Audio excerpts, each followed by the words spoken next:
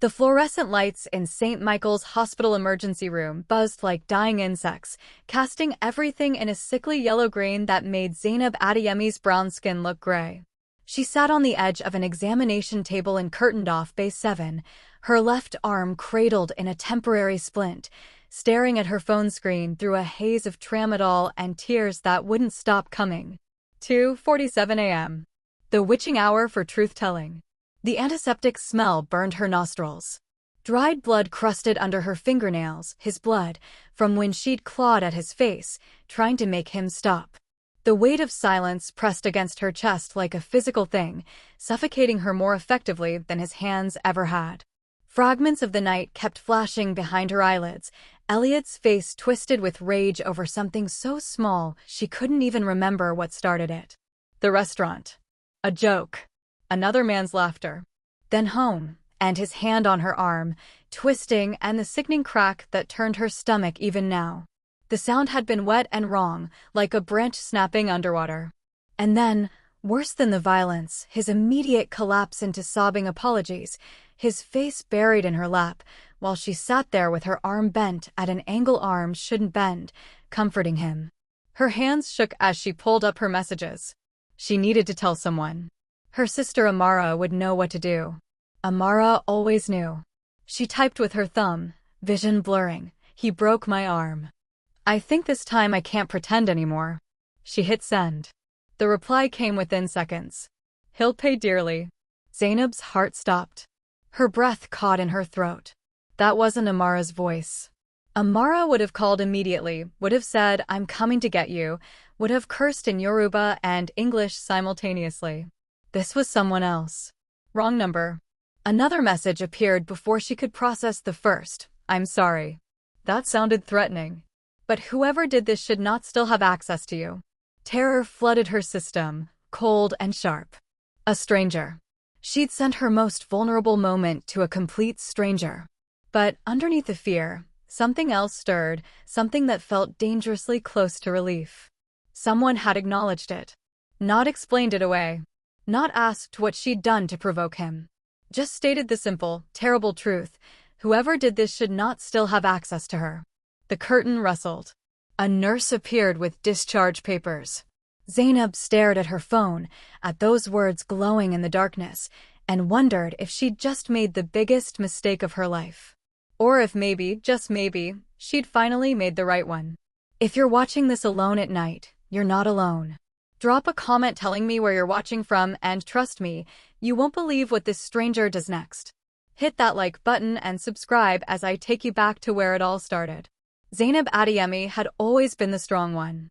30 years old, eldest daughter of Nigerian immigrants who'd sacrificed everything for their children's American dream.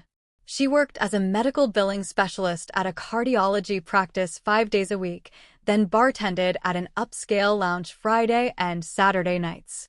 When people asked how she managed, she smiled and said, I'm fine, in a voice that had perfected the art of lying. The truth was more complicated. The truth was she was drowning in increments so small she hadn't noticed until water filled her lungs. Sitting in that hospital bay, phone clutched in her good hand, Zainab felt the weight of 2 years of denial pressing down on her. She'd stayed with Elliot Crane because he was everything her mother had prayed for: educated, employed, respectful in public. He opened doors. He remembered birthdays.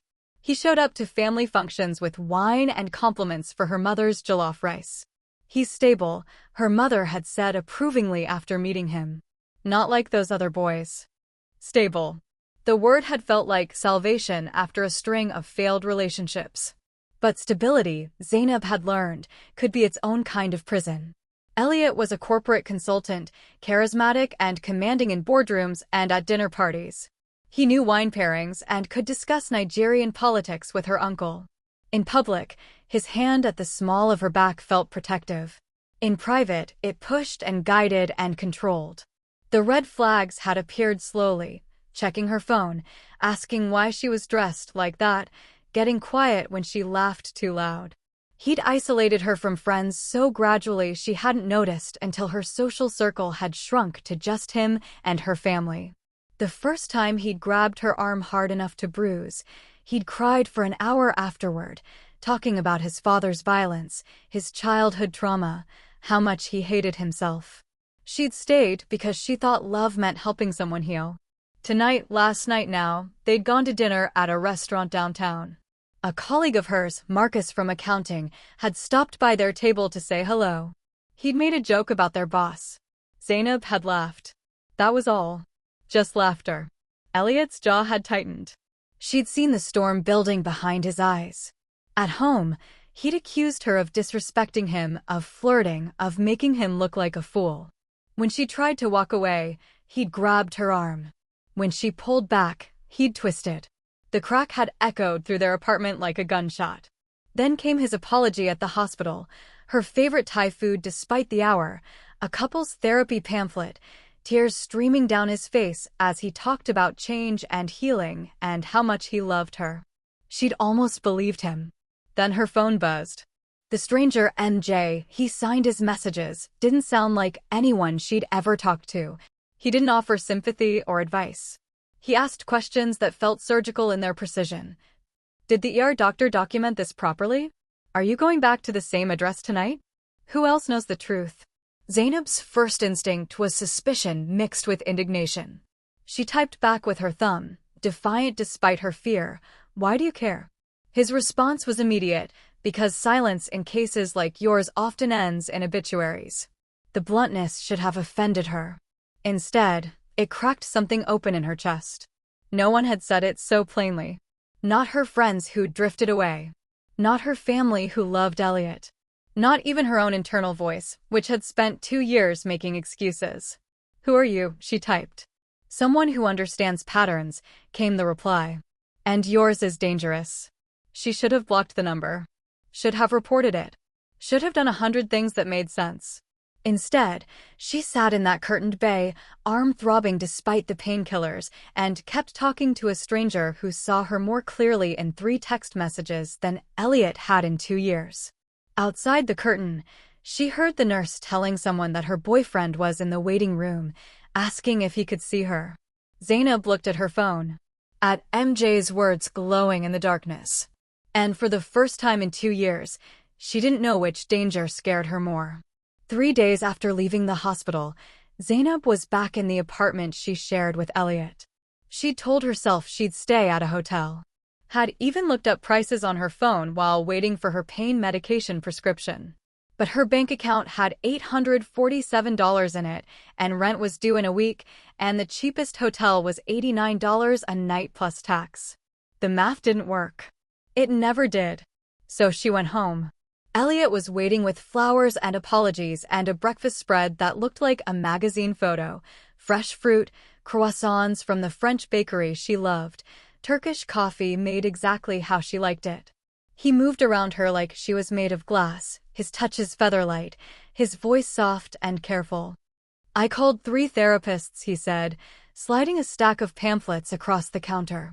Dr. Morrison has evening appointments. We could go together, or I could go alone first if that makes you more comfortable. She should have felt relief. Instead, she felt numb. At 3 a.m., unable to sleep with her arm throbbing despite the pills, Zainab reached for her phone. She pulled up the messages from MJ, the ones she'd read 17 times in 3 days. Her thumbs hovered over the keyboard. Then she typed, I went back. You probably think I'm stupid. She hit send before she could second-guess herself. No response came. Not for hours.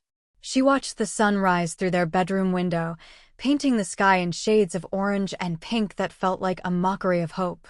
Then, at 9:23 a.m., her phone buzzed. Not a text. An image. Zainab opened it with shaking hands. It was a photograph of Elliot entering their building that morning, 7:47 a.m., according to the timestamp in the corner. The angle was high and wide, clearly from a street camera. Professional quality. Timestamped. Dated. Undeniable. Her heart hammered against her ribs. Who are you? She typed, fingers fumbling. Her phone rang immediately. She almost didn't answer. Her thumb hovered over the decline button. But something desperation, curiosity, a need she couldn't name, made her accept the call. Don't panic. The voice was deep, measured, with the faintest accent she couldn't quite place. Korean, maybe, but smoothed by years of American education. My name is Kong Min-jae. I run a private intelligence and security firm. When you stopped replying yesterday, I got worried. You're stalking me? The words came out strangled, caught between terror and something dangerously close to relief. I'm monitoring a dangerous situation, he corrected, his tone infuriatingly calm. There's a difference. After you texted me from the hospital, I did what I do. I looked into Elliot Crane's background. You had no right. You're not the first. His words cut through her protest like a blade. There were 2 women before you. One in Seattle, one in Boston. Both had medical records consistent with intimate partner violence. Both left their cities shortly after. Neither pressed charges. The room tilted. Zainab sat down hard on the bathroom floor, her back against the cold tile. You're lying. I have documentation. Hospital records, police reports that were filed and dropped, social media posts that were deleted but archived. Maya Torres, broken collarbone, Seattle, 2019. Jessica Chin, fractured ribs and wrist, Boston, 2021. I can send you everything. Her throat closed. She couldn't breathe. Couldn't think past the roaring in her ears. Why are you telling me this? She whispered. Because patterns like his don't stop. They escalate. His voice softened slightly. I can make sure he never touches you again. Or I can send you everything I found and step away entirely. Your choice. I need to think. The words felt inadequate, childish. Take all the time you need, Min-jae said. But if you go silent for more than 48 hours, I'm checking on you again. That's non-negotiable. The line went dead. Zainab sat on the bathroom floor for 20 minutes, staring at her phone. Then, with trembling hands, she blocked the number. Deleted the photo. Cleared her call history. She told herself she was being smart. Protecting herself from another kind of danger. But late that night, lying beside Elliot's sleeping form, she couldn't stop remembering the certainty in Min-jae's voice. The way he'd said patterns like his don't stop, like he'd seen it 1,000 times before. And she couldn't stop wondering what it meant that a stranger's voice had made her feel safer than her boyfriend's touch ever had. 2 weeks passed in a haze of performance. Elliot attended therapy twice a week, individual sessions with Dr. Morrison, a calm-voiced man who specialized in anger management. He came home from each appointment subdued and thoughtful, reporting his progress like a student showing good grades. He gave Zainab space. Made dinner. Touched her gently, always asking permission first. Her friends noticed the change in her, though not the one that mattered. You seem quiet lately, her coworker Aisha said over lunch. Everything okay? I'm fine, Zainab lied, the words smooth with practice. Just tired. Been picking up extra shifts. How's Elliot? Good. We're working on things. The lies tasted like ash, but they were easier than the truth. At night, she waged a silent war with herself. Part of her desperately wanted to believe people could change, that therapy worked, that love could heal damage. Part of her kept hearing Min-jae's voice, "You're not the first." The cracks in Elliot's facade appeared in small ways first. She was in the shower when she heard her phone buzz repeatedly. When she emerged, towel wrapped around her body, Elliot was holding it. "Who's texting you?" His voice was casual, but his jaw was tight. "I don't know. I was showering." She reached for the phone.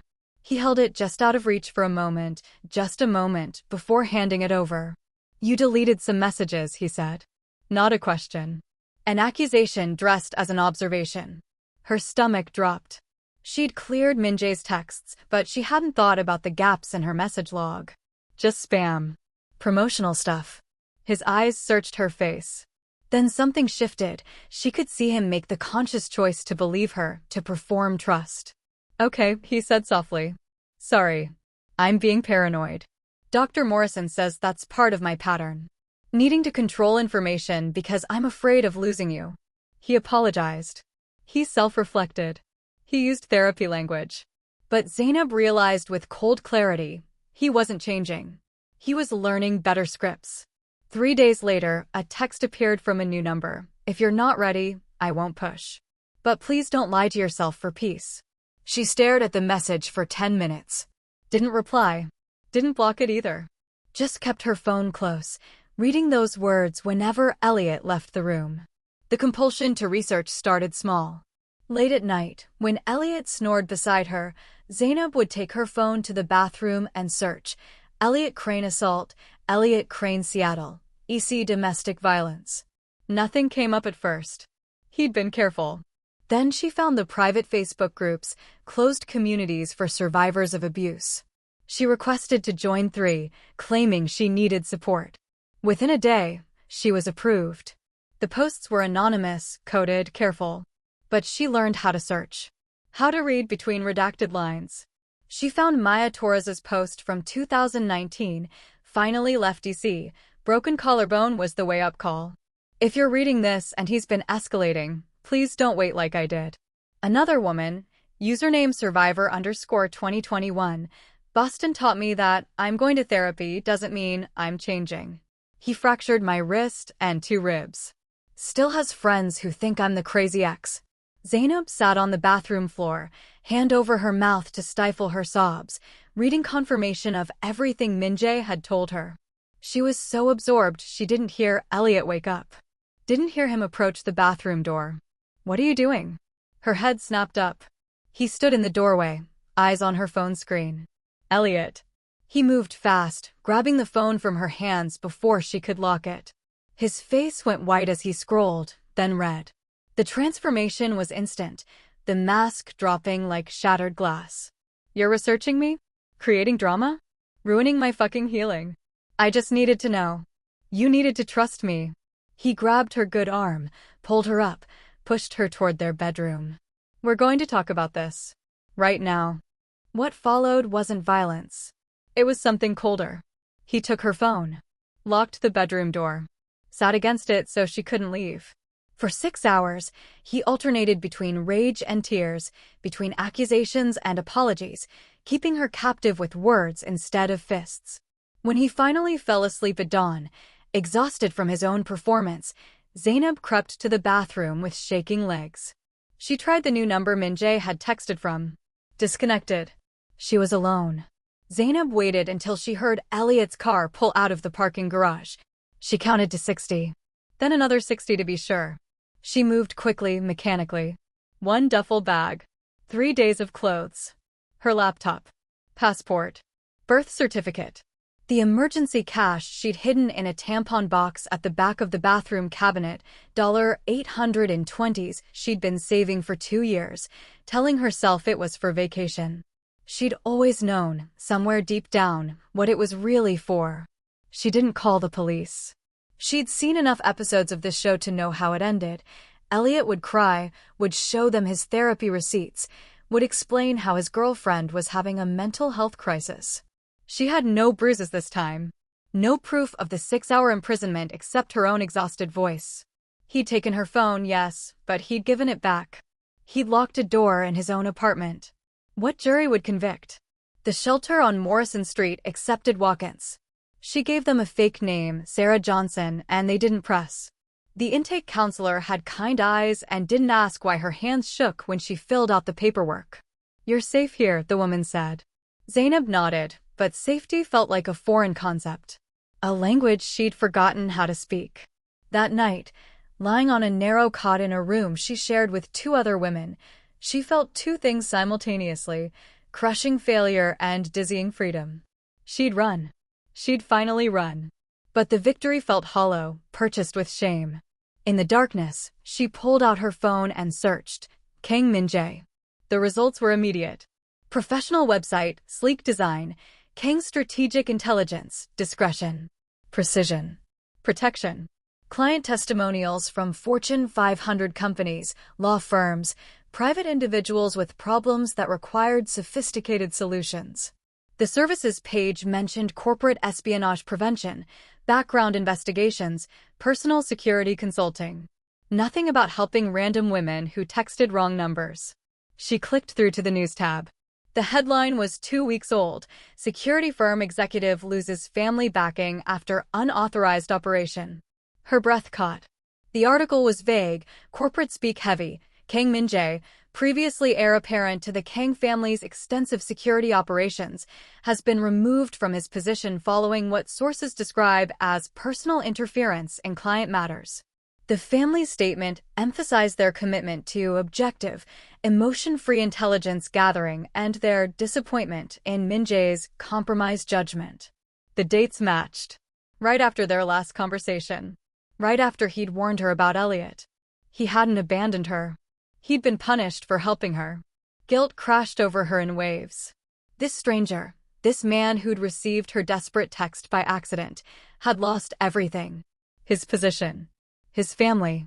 His entire life. For her. She tried every number she had for him. All disconnected. Even the main company line went to a generic voicemail that didn't mention his name. Finally, desperately, she called Kang's Strategic Intelligence's main office number. A receptionist answered, polished and professional. "I need to leave a message for Min-jae Kang," Zainab said, her voice shaking. "Mr. Kang is no longer with the company. Please. Just, can you tell him Zainab called? Tell him I'm sorry. Tell him thank you. Tell him I got out." A pause. Then, softer, "I'll make sure he gets the message." 3 months passed. Zainab moved to Portland, far enough from the memories. She found work at a community advocacy center, helping other women navigate the legal system, fill out restraining orders, find safe housing. Every woman she helped felt like penance and purpose intertwined. She was getting coffee at a shop near her apartment when she saw him. He sat in the corner, reading a paperback novel, wearing jeans and a plain gray sweater that had seen better days. His hair was longer, falling across his forehead. No expensive suit. No aura of untouchable power. Just a man, ordinary and present, completely absorbed in his book. Their eyes met across the crowded shop. Recognition flashed in his face, surprise, then something softer. He looked away first, deliberately, giving her the choice. No pressure. No expectation. Zainab's heart hammered. She could leave. Should leave. This man was a stranger who'd upended his entire life for her, and she owed him nothing and everything, and she didn't know how to calculate that debt.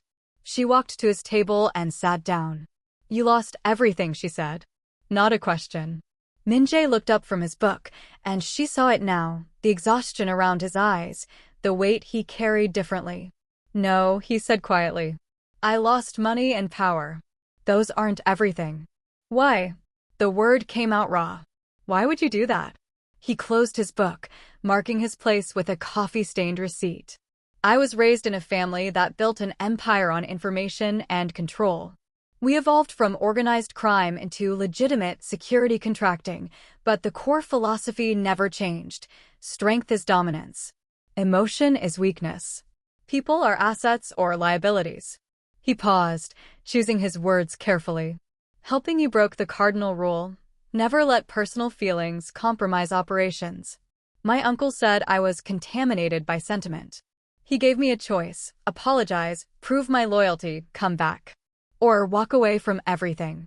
And you walked away." "Yes." "Why?" she asked again, needing to understand. Min-jae met her eyes. "Because I was raised to believe strength is dominance. You taught me it's actually choosing the hard right over the easy wrong. That night you texted me, you were terrified and alone, and you still told the truth about what happened to you. That's real courage. Everything I'd been taught was a lie. So I chose differently." Zainab felt tears burning her eyes. "I'm sorry. Don't be." His voice was firm. "I'm not." They sat in silence, two people who'd saved each other in ways neither fully understood, both broken and rebuilding, both trying to figure out what came next. They began carefully, like two people learning to walk after long illnesses. Min-jae was living an ordinary life for the first time, working as a security consultant for small firms, helping restaurants with alarm systems and helping nervous parents with background checks. He lived in a studio apartment in southeast Portland with secondhand furniture and plants he was learning not to kill. He cooked his own meals, badly at first, then with increasing competence. Zainab was in therapy twice a week, excavating the damage Elliot had done and the patterns that had made her vulnerable to him in the first place. She was rebuilding herself piece by piece, learning to recognize her own worth. Their courtship was strange and sweet. He asked if he could learn to braid her hair, said he wanted to know how to do something gentle with his hands. She taught him to make jollof rice, laughing when he added too much pepper and had to start over. They talked until dawn, sharing histories and hurts, building something fragile and real. But trauma doesn't heal on anyone else's timeline. Zainab flinched at raised voices, even joyful ones. When Minjae stood too close too quickly, reaching for her in affection, her body remembered violence before her brain could process safety. She'd freeze or pull away, and the hurt in his eyes made her feel like she was failing at recovery. Minjae didn't know how to be vulnerable. He'd been trained since childhood to suppress emotion, to analyze rather than feel. When Zainab asked about his family, about his feelings, about his fears, he'd shut down like a computer going into sleep mode. Once, he disappeared for 3 days after she asked if he regretted his choice to leave everything behind. Just vanished, stopped responding, came back with hollow apologies and no explanation. They hurt each other in ways neither intended. The worst incident happened on a Tuesday. They were walking downtown, holding hands, when Zainab stepped off the curb without looking. A car was coming, not close enough to be dangerous, but close enough to startle. Minjae grabbed her wrist reflexively, yanking her back to safety. Zainab's vision widened out. She was back in her apartment with Elliot's hand twisted around her arm, hearing the crack, feeling the snap. She collapsed on the sidewalk, hyperventilating, unable to distinguish past from present. Minjae froze, horrified, not knowing whether to touch her or give her space. "I'm sorry," he kept saying. "I'm so sorry, I wasn't thinking, It took 20 minutes for her to come back to herself. They didn't talk about it afterward. The silence grew between them like a living thing. 6 months into their relationship, the breaking point came. Zainab mentioned casually that she'd started seeing a male therapist, Dr. Williams had an opening, and her female therapist was moving practices. It shouldn't have mattered. But Minjae's face changed. "You didn't think to tell me? I'm telling you now. You're telling me after you've already decided." His voice was controlled, but she heard the edge beneath it. Possession disguised as concern. "I don't need your permission to choose my own therapist." "That's not what I'm saying." But it was exactly what he was saying. "I just think, given your history, you should consider how being alone in a room with a man might." "Might what, Minjae?" She stood, anger finally surfacing. "Might trigger me? Might be dangerous? You don't get to decide that for me. I gave up everything for you." The words came out before he could stop them. The room went cold. "I never asked you to," Zainab said quietly. "I never asked you to sacrifice anything. You chose that. And if you think that gives you ownership of my choices, then this," she gestured between them, "is just another kind of prison." His face crumbled. But he didn't argue. Didn't chase her when she grabbed her jacket and left. She didn't come back. They both knew it was necessary. Minjae realized, in the weeks that followed, that he'd replicated his family's patterns in gentler form, claiming ownership through sacrifice, using protection as a pretext for control. He'd left the empire but carried its poison in his blood. Zainab realized she'd been seeking safety rather than partnership, trying to be saved instead of choosing to be whole. She'd jumped from one cage to another, even if this one was lined with kindness. 2 months after their separation, news reached her through Maya Torres, who'd become a friend through the survivor networks. Elliot Crane had been arrested. Another woman had pressed charges. Maya was testifying about her own experience. They wanted Zainab's statement. She gave it, not for revenge, but for the record. So the pattern was finally, officially documented. When the detective told her Elliot would likely serve 3 to 5 years, Zainab felt nothing. No triumph. No satisfaction. No fear. He'd stopped mattering months ago. She'd already buried him in the cemetery of her past, and no prison sentence could hurt him more than her indifference. The real heartbreak wasn't Elliot. It was Minjae, the loss of what they could have been if they'd both been whole when they met. But heartbreak, she was learning, could be a form of growth. Sometimes love meant recognizing when 2 broken people needed to heal separately before they could build anything together. Sometimes the bravest thing was walking away. 1 year later, Zainab stood at a podium in a community center that smelled like industrial coffee and hope. The room was small, maybe 30 folding chairs arranged in a semicircle, most of them occupied by women in various stages of healing. Some looked like Zainab had looked a year ago, hollow-eyed, jumpy, wearing long sleeves in summer. Others were further along the path, sitting straighter, making eye contact, reclaiming space in the world.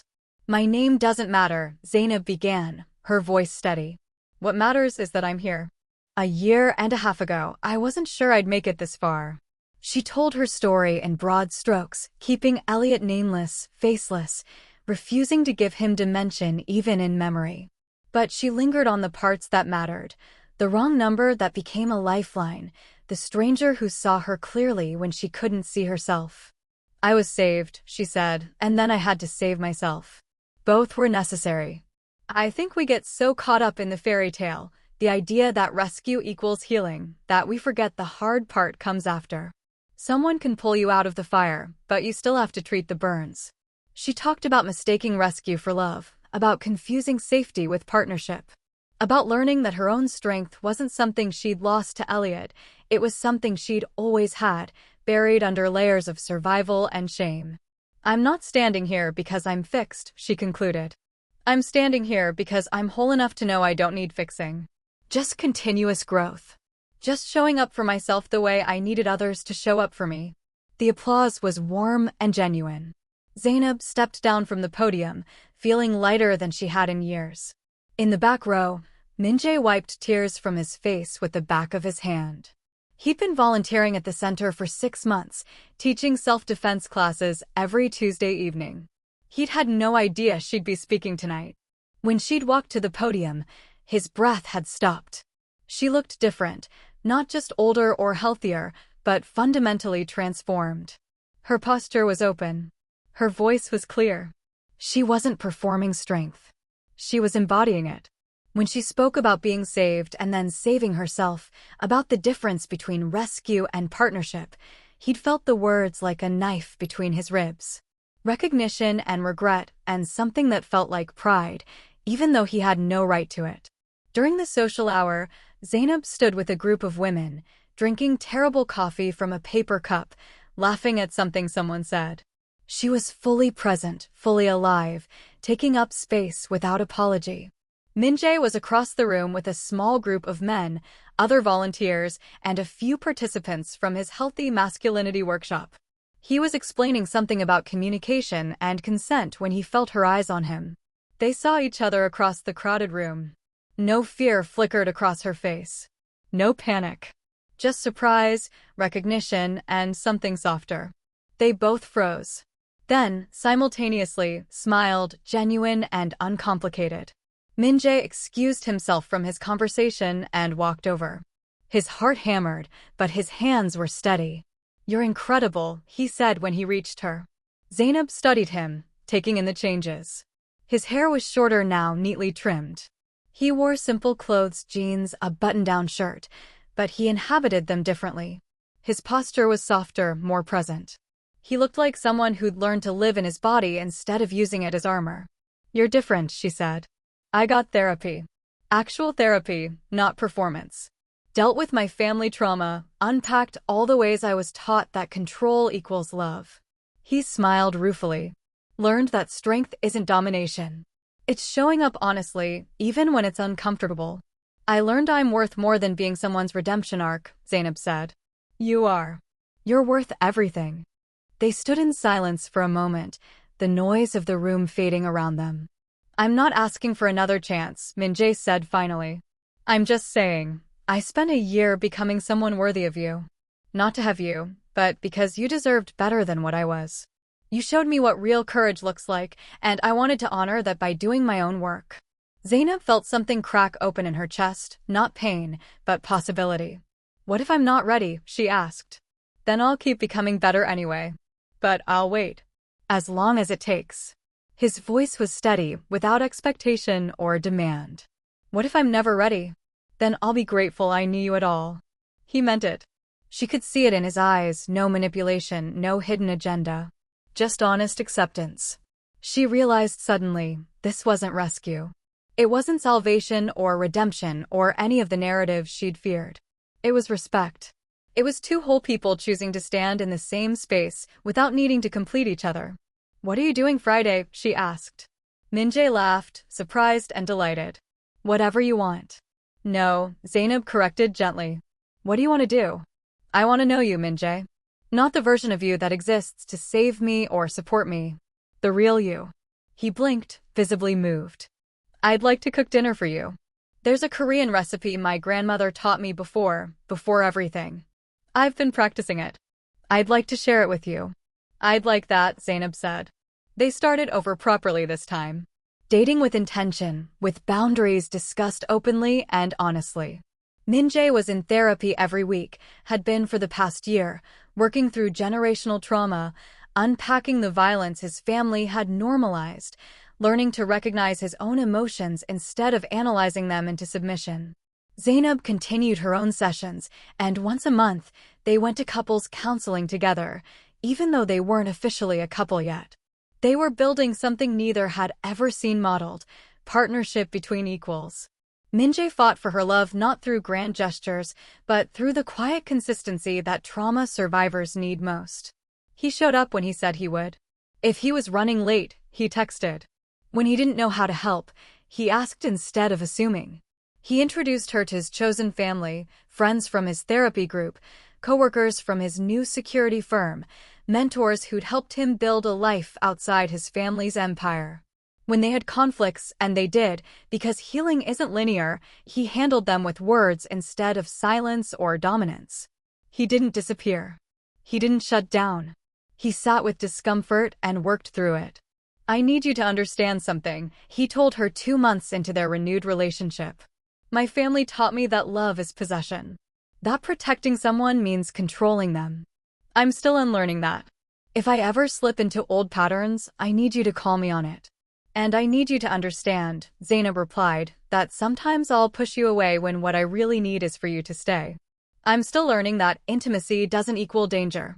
We're both going to mess this up sometimes. Then we'll mess it up together," he said. "And fix it together." 4 months in, the test came. Zainab's mother called, voice tight with disapproval and concern. "Elliot contacted me. He's out of prison. Early release for overcrowding and good behavior. He says he's changed, that he's done real work. He wants to apologize to you." The panic attack hit Zainab like a physical blow. She couldn't breathe, couldn't think past the roaring in her ears. What if he found her? What if he hurt the people she loved? What if he hurt Min-jae? Min-jae found her on her apartment floor, hyperventilating. He didn't try to fix it. Didn't make promises about keeping her safe or handling Elliot himself. He just sat beside her, close enough to feel his presence, but not touching until she reached for him. "Tell me what you need," he said quietly. "I'll do it or I'll step back. Your choice entirely." "Stay," she gasped. "Just stay." So he stayed. Held her while she cried, while she raged, while she cycled through every emotion trauma had taught her to suppress. He didn't try to erase her fear or minimize it. He just witnessed it, present and solid and safe. When she could breathe again, Zainab made her decision. "I'm getting a restraining order. A real one this time, properly filed, with everything documented." "Do you want help with the logistics?" Min-jae asked carefully. "I can handle the paperwork myself. But would you drive me to the courthouse? And maybe wait outside?" "Of course." He drove her there, brought a book to read in the waiting area, and had her favorite Thai food, masam man curry from the place on Division, waiting when she emerged 2 hours later, drained but determined. "Done," she said. "I'm proud of you," he replied. 2 weeks later, Elliot violated the restraining order. Showed up at her mother's house asking for Zainab's address. Her mother called the police immediately. He was arrested within the hour, his sentence extended by 18 months. Zainab was asked to testify at the violation hearing. She walked into that courtroom clear-eyed and powerful, no longer the broken woman from the emergency room.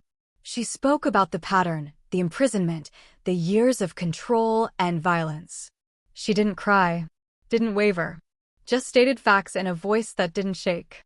When she finished, Elliot's lawyer had no questions. Driving home afterward, Zainab realized something profound. She wasn't running from him anymore. She'd buried him in the cemetery of her past, and he held no power in her present. That night, back at her apartment, she turned to Min-jae. "I want you," she said simply. "Not because I need safety or rescue. Because I want you. Is that okay?" They'd been taking physical intimacy slowly. Healing required patience. But he read the intention in her eyes, the readiness. "Are you sure?" he asked. "I'm here," she said. "Really here. With you. I choose this. I choose you." Their first time was tender and genuine and equal. She cried from release, not pain. From reclaiming her body as her own. He asked if she was okay at every step, and she laughed through her tears. "I'm better than okay. I'm whole." Emotional and physical intimacy merged in a moment of complete presence. Two people who'd both been broken, choosing each other from a place of wholeness. This wasn't rescue. It was partnership. It was love. 2 years later, Zainab Adeyemi stood in front of her nonprofit's new office, a modest storefront in Northeast Portland with Phoenix Rising Legal Advocacy painted on the window in gold letters. She'd built this from nothing, a network helping abuse survivors navigate legal systems, connect with resources, and reclaim their voices.